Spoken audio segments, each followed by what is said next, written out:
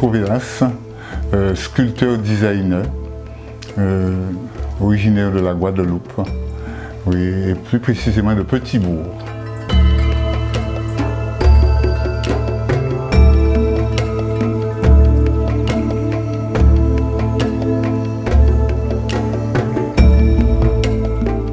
J'exerce cette discipline de sculpteur-designer depuis environ 30 ans, enfin plus de 30 ans en Guadeloupe particulièrement. Je l'ai exercé ailleurs, c'est-à-dire en Suisse où j'ai vécu, où j'ai fait mes formations pendant de nombreuses années, mais c'est ici que j'ai réellement plaisir et je trouve du sens à mes connaissances, parce que je peux le partager, je peux œuvrer dans mon espace avec les éléments de mon espace, de mon macrocosme.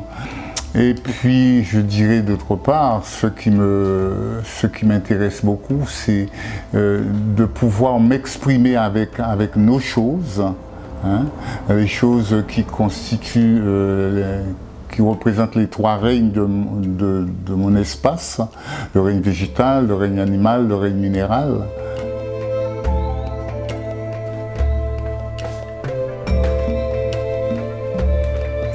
Sur ma table, là, vous allez trouver les choses les plus hétéroclites.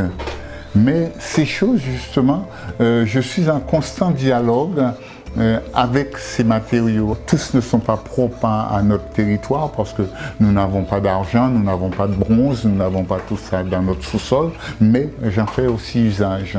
Hein, pour exprimer d'autres choses. Ce qui aussi me fait dire que je ne reste pas précisément l'insulaire qui est recroquevillé sur lui, non, c'est-à-dire que je prends position en parlant de moi, c'est ça, en parlant de moi, en parlant de nous. Et c'est la raison pour laquelle la quasi-totalité de mes matériaux, de nos choses, s'impose dans mes créations. Et alors là, vous allez trouver de la nacre, vous allez trouver des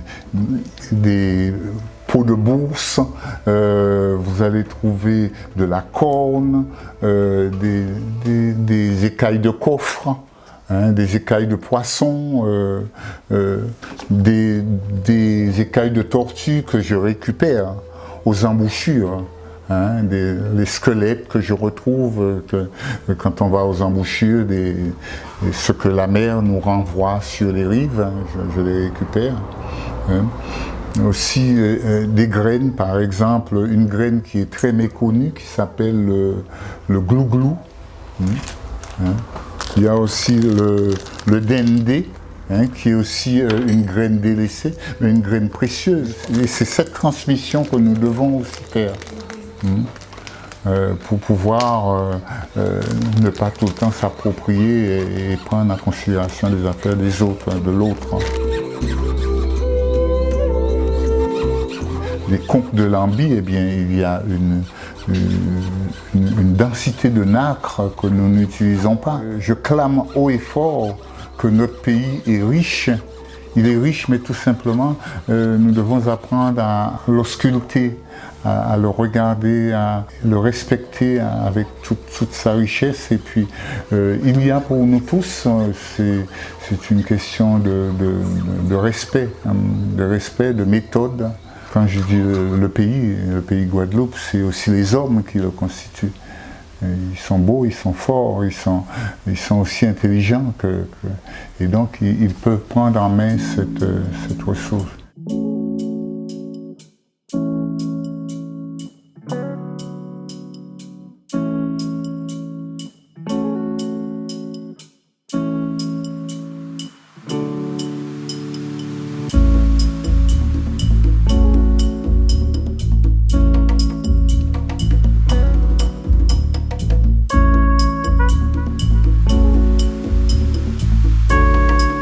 Je voudrais connaître mon ombre et ma lumière pour qu'enfin je sois un tout.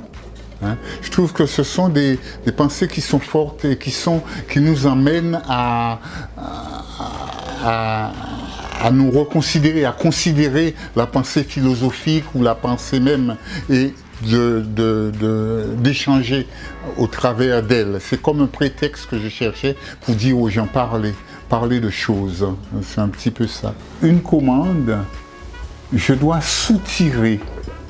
J'ai envie de soutirer de la personne ses impressions, ses affinités, pour pouvoir lui procurer une réalisation, une œuvre qui vraiment soit en concordance avec elle, cette personne-là. C'est ça.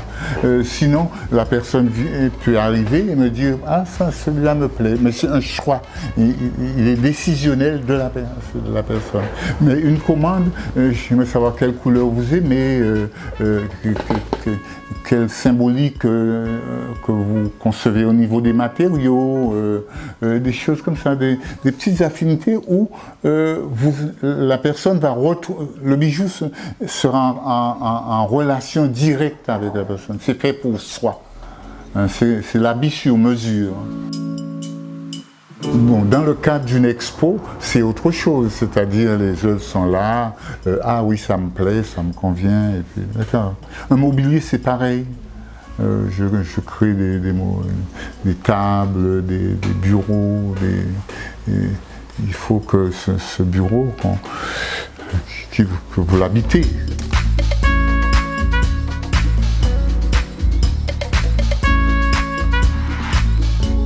L'art doit contenir toutes ces valeurs. Sinon, on achète la chose qui est purement fonctionnelle. C'est ça. Et je me refuse à cette fonctionnalité, ce consumérisme-là. Et c'est ce consumérisme qui, à outrance, je dirais, qui nous a conduit le nez contre le mur aujourd'hui.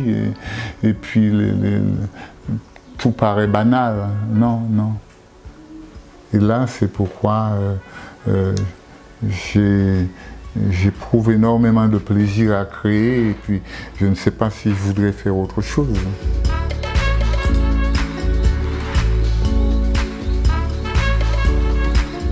C'est au sein d'une association que j'ai mise sur pied il y a pas mal d'années, qui s'appelle Marronnage. Et marronner, c'est aussi justement sortir de cet académisme. Hein? Être soi, c'est vrai, ne pas attendre les choses de l'autre. Le beau, on peut le faire aussi ici. Hein? Et alors, c'est aussi ça marronner. L'essentiel, c'est d'insuffler du sens et du beau. C'est ça. Et alors, les personnes qui viennent, soit ce sont des personnes qui veulent un complément, je dirais, plus riche à ce standard, et viennent et après apprivoisent les autres matériaux parce que c'est assez complexe. Ils font ce qui vit en eux. Ce qui vit en eux. Ils créent leur folie, c'est ça. Et avec une référence de biens, de matériaux beaucoup plus large, beaucoup plus riche. Et c'est ça.